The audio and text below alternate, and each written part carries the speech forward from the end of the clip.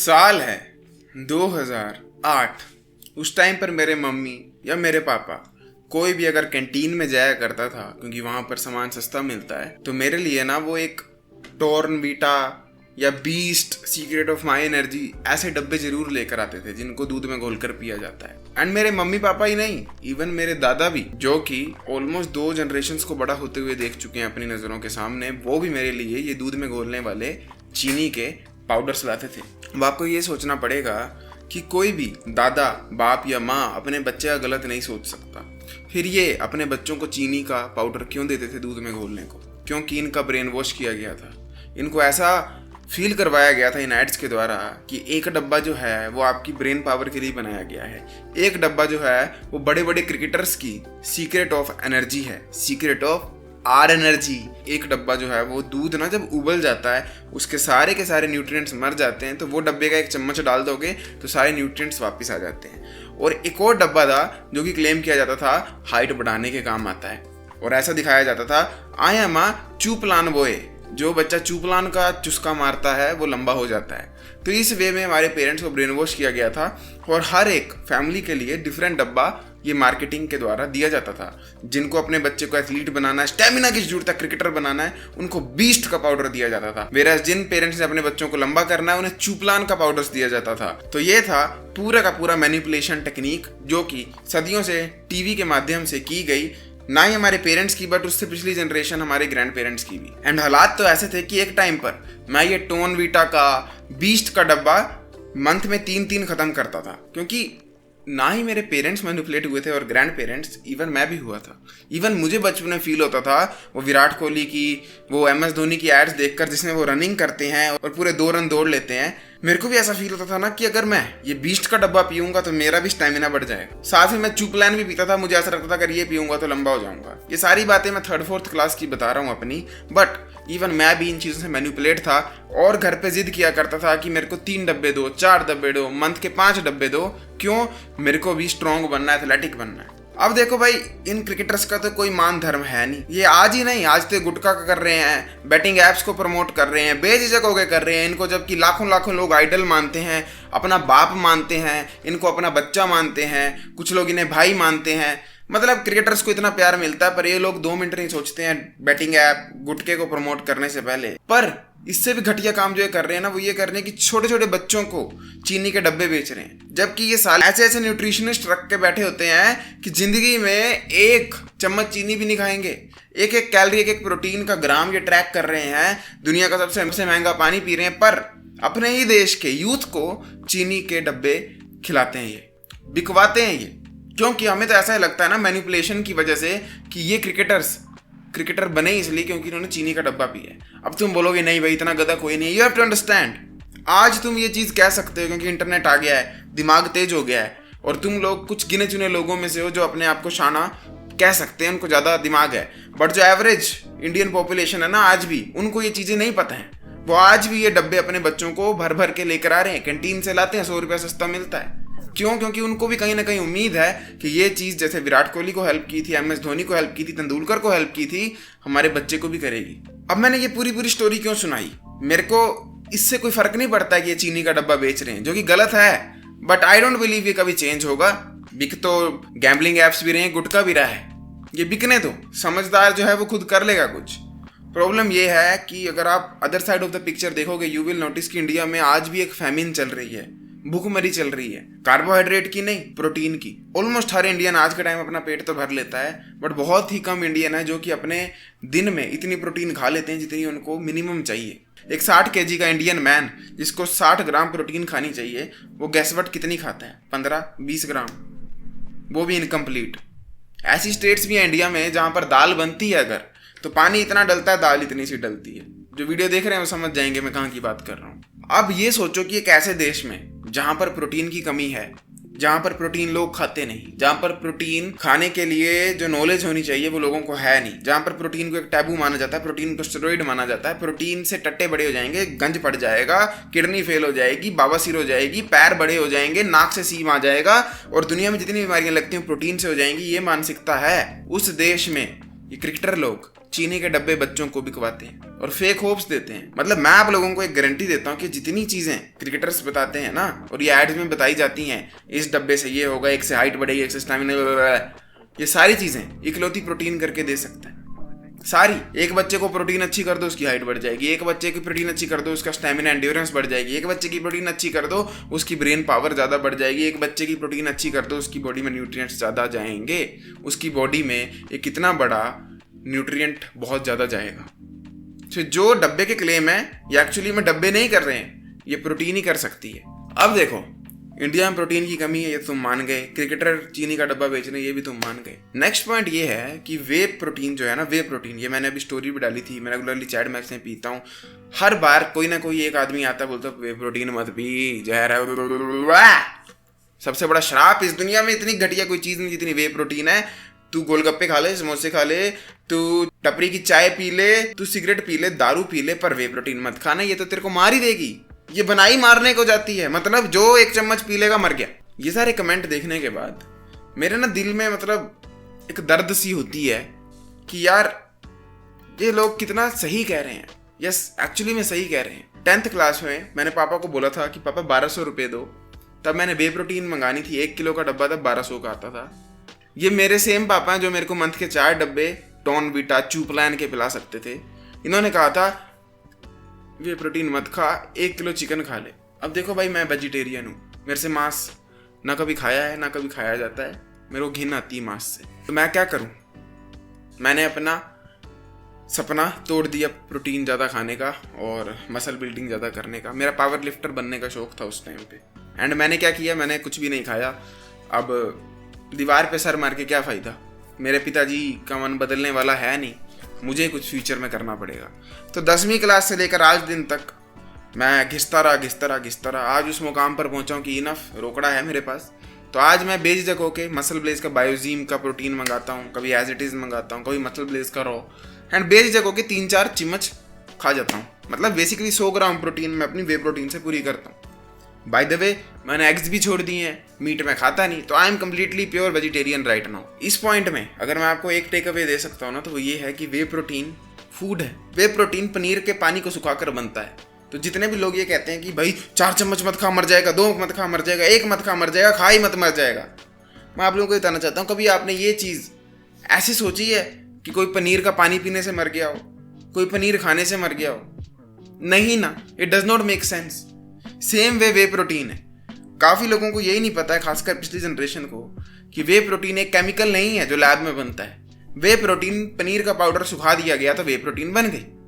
वे protein को आप even घर पे भी बना सकते हो अगर बनाना चाहो तो, बट ये चीज़ कोई समझता नहीं। एंड उनको लगता है वे प्रोटीन का 1 ही चम्मच खा सकते हैं, 2 ही खा सकते हैं, क्योंकि बाद में कुछ दिक्कत होगी। कैसे? पनीर खाने से कभी तुम्हें कोई दिक्कत हुई?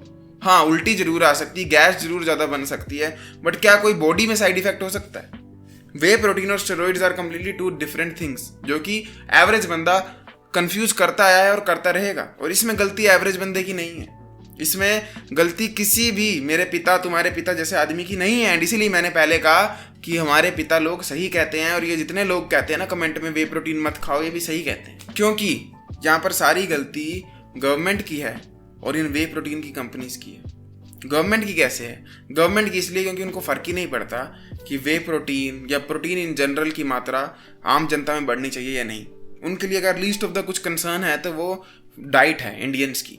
अगर आप लेटेस्ट डेटा देखोगे तो अभी एक रिसर्च आई थी कि इंडियन मसालों में बहुत ज़्यादा बैड चीज़ें पाई जाती हैं। उसके ऊपर जब पिटीशन फाइल की गई कि ऐसा क्यों है, FSSAI कहाँ पे है, क्या कर रहा है, तो FSSAI ने क्या किया, जो लिमिट होती है ना कि कितनी अलाउड होनी चाहिए वही बढ़ा दी। तो जो बैड चीज़ें पाई जाती थी वो लीगल हो गई। This is how our governments think.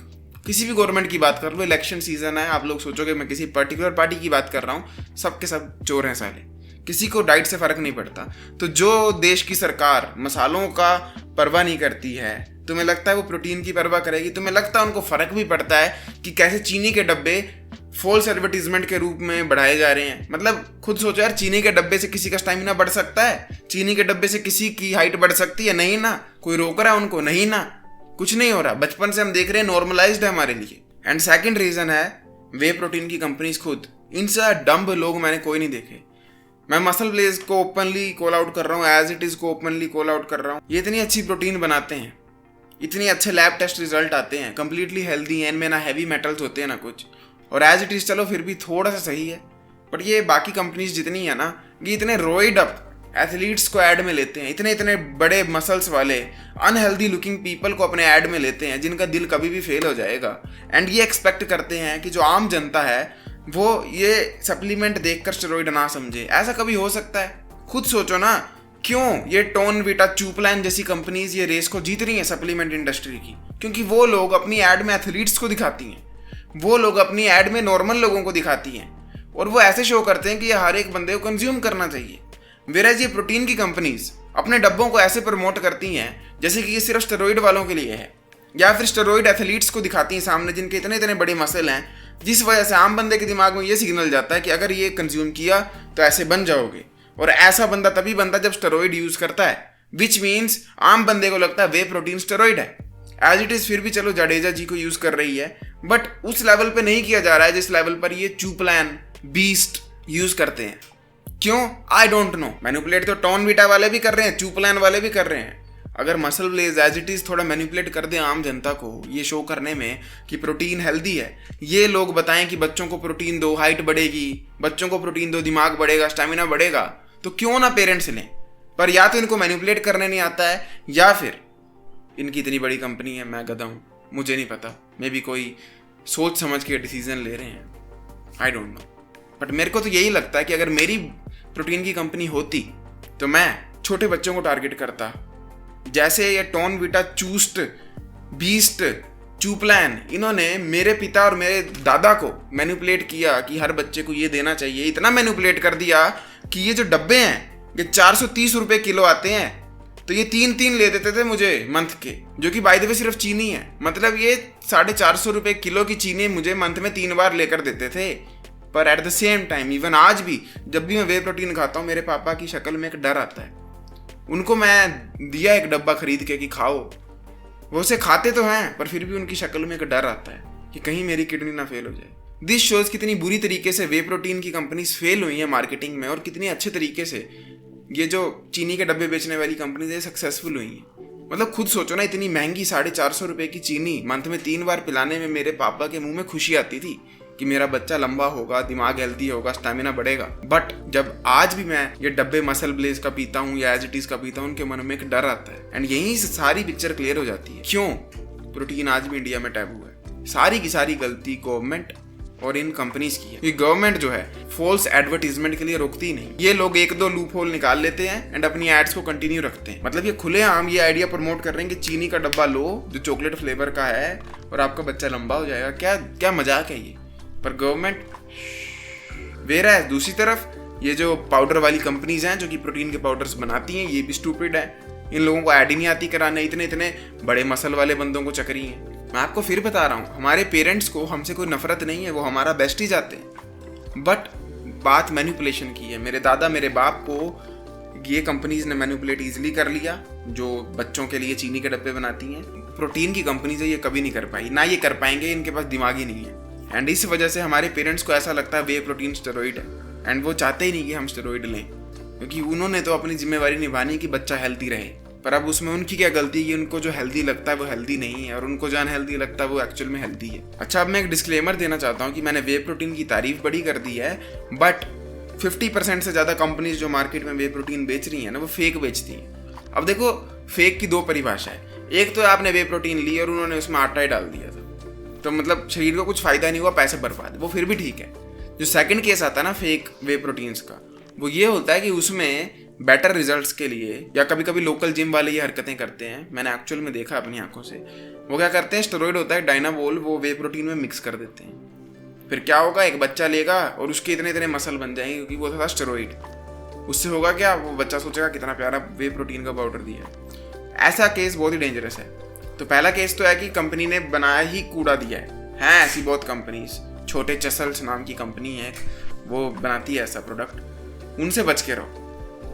वो क्या करते हैं, डब्बे पे लिखा है 25 ग्राम प्रोटीन है एक चम्मच में, होगी 2 ग्राम भी नहीं। वेराज एक अल्टरनेटिव साइड बताई मैंने आपको कि डब्बे पे 25 ग्राम लिखा है पर डाल साथ में स्टेरॉइड भी दी है।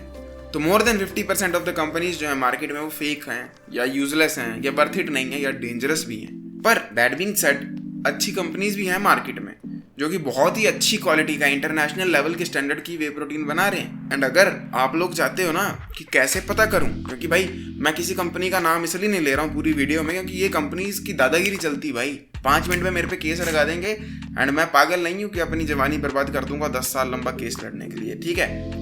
मैं इतनी सरदर्दी नहीं लेने वाला, तो मैं किसी कंपनी को बुरा अच्छा नहीं कहूँगा इस वीडियो में खुद, क्योंकि केस 5 मिनट में लगेगा मेरे पे। तो मैं इतना बता देता हूँ कि जो 2 मैंने यूज़ की हैं वो मसल ब्लेज और एज इट इज़ हैं। ये दोनों मुझे बहुत फिनोमिनल प्रोडक्ट्स लगे।